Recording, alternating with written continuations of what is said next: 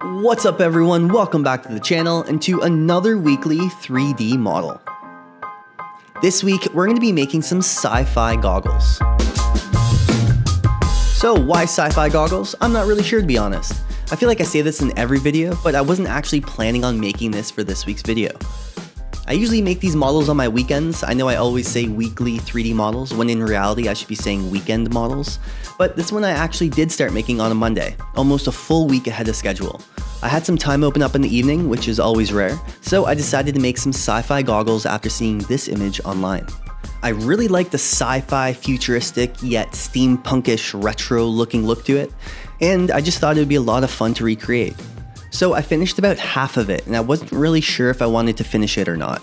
So I decided to throw it up on my Patreon page to ask my patrons if I should finish this one for this week's upcoming video. They said yes, so here we are making some sci-fi goggles for this week's 3D model. Now this week's video is all going to be about making shapes. Now obviously every 3D model you make is about shapes, but usually we know what we want to create and we aim to do just that. But with this week's model, we don't know exactly what we want it to look like. We of course know it's going to be some sci-fi goggles, but as to how these goggles are put together, we really have no idea. So we're going to play around with some shapes and see what we can create. I always enjoy making 3D models like this because I'm not restricted by anything like references, even though we are using one. And we can be creative along the way and see what works and what doesn't. Now to be honest, I did rush a few things, like some of the topology to get this done on time, since I wasn't actually planning on making this for YouTube and I didn't think anyone would see it, and by the time I decided I was going to use this for this week's video, I had already invested hours into it, so I just decided to keep it and finish it up fairly quickly so the video wasn't hours in length. So in reality, there's a lot of optimizing that we could have done, and we will go over that later on in the video, and what I would do differently if I were to make this for a game engine or something like that.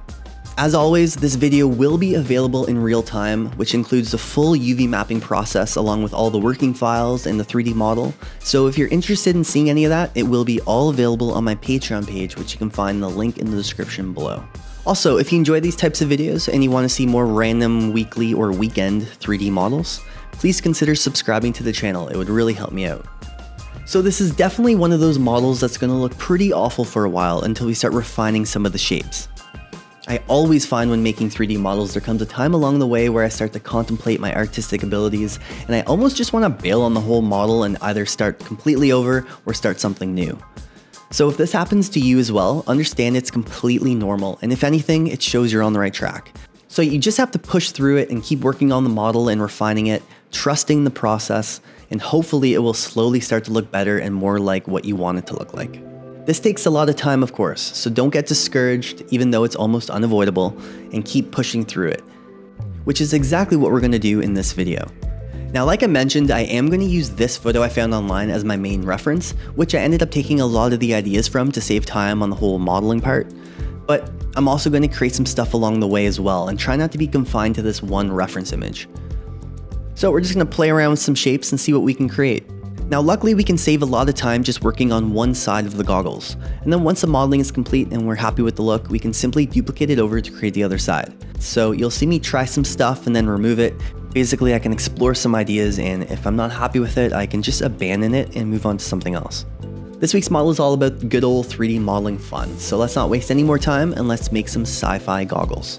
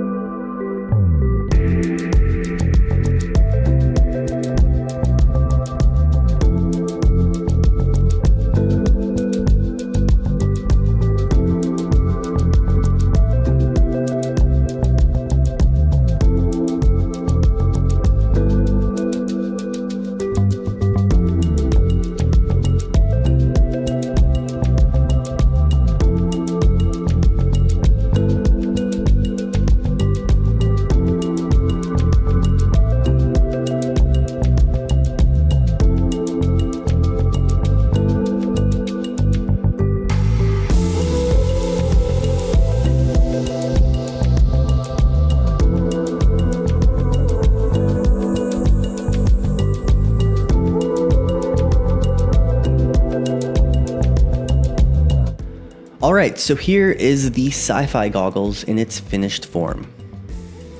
Now there are a few small things like I usually do. I made some tiny changes at the very end, and I'll go over exactly what those are and the reasons why.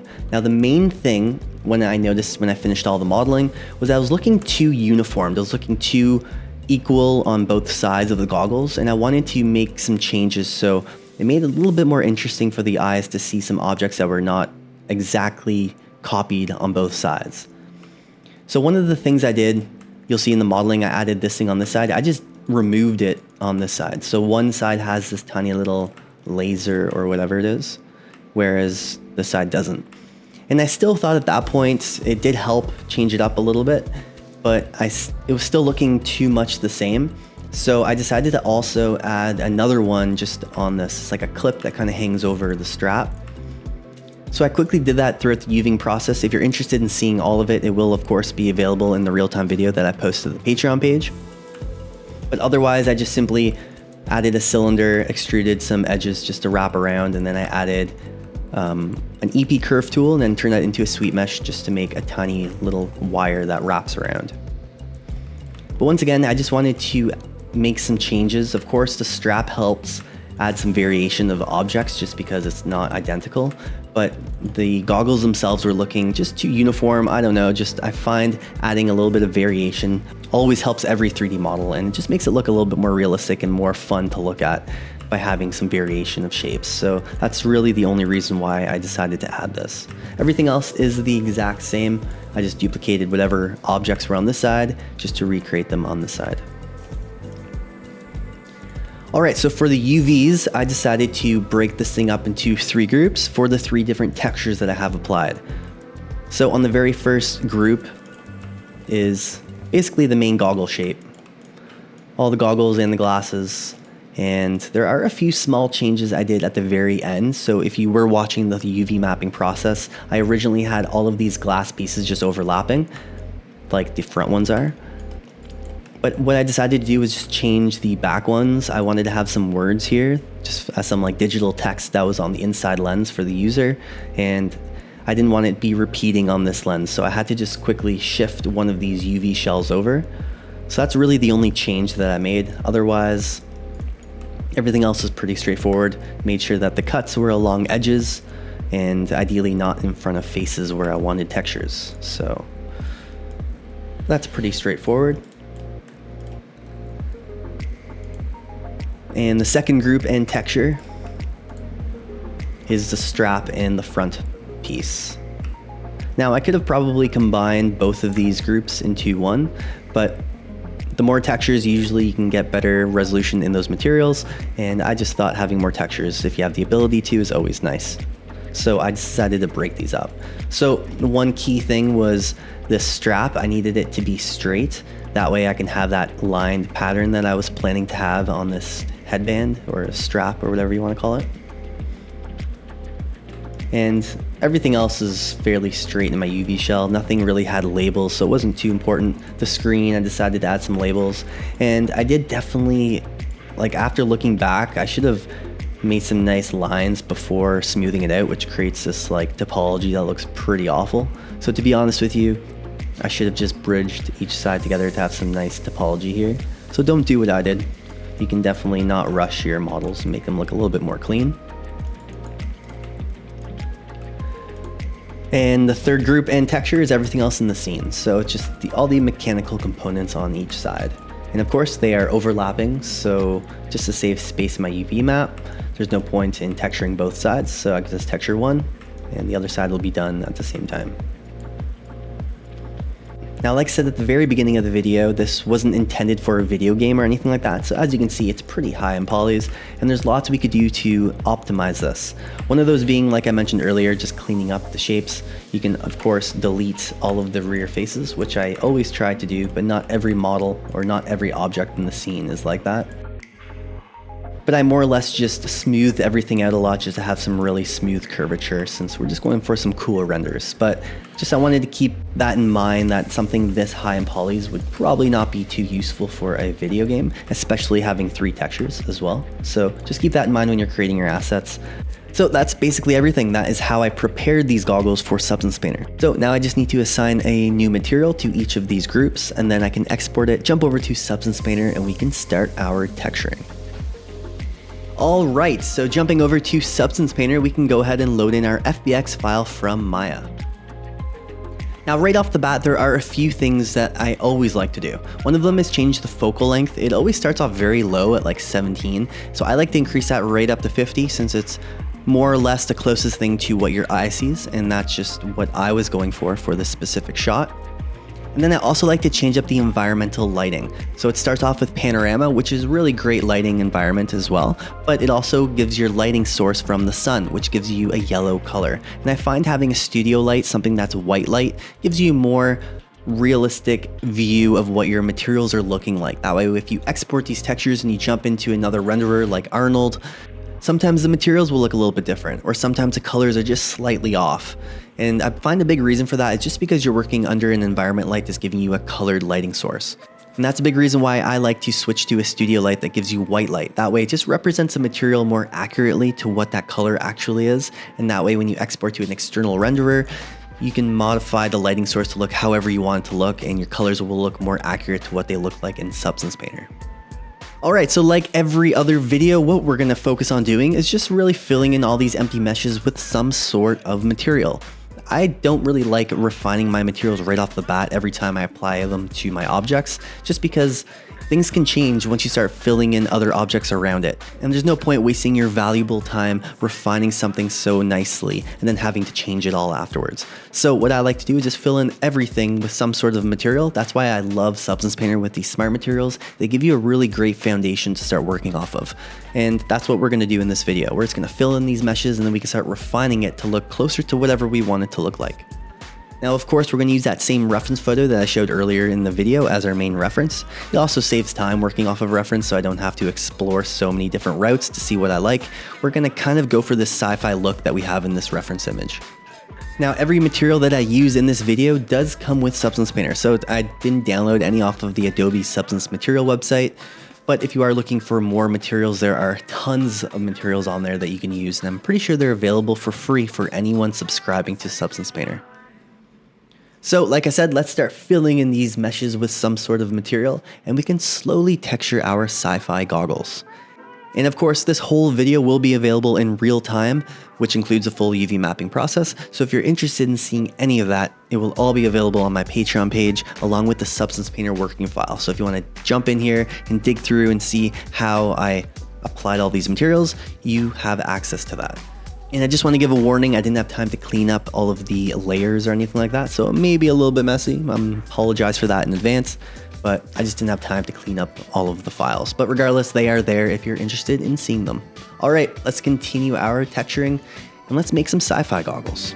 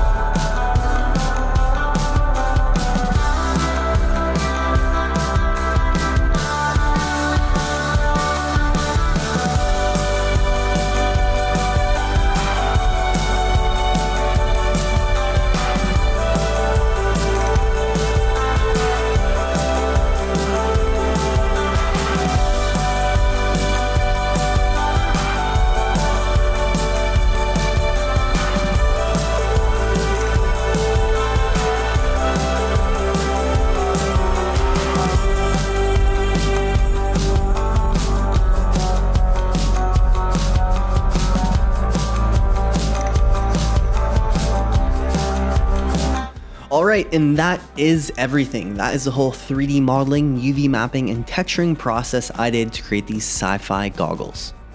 I really hope you guys enjoyed this week's video, and if you did, hit that like button, and don't forget to subscribe to the channel to see more random weekly 3D models.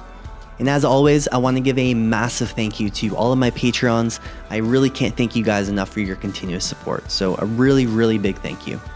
And don't forget, every video I upload to YouTube, there is a real-time video of it on my Patreon page, along with working files, so if you're interested in any of that, it will all be available in the link below. Alright, thanks again for tuning in, and I will catch you guys in the next one.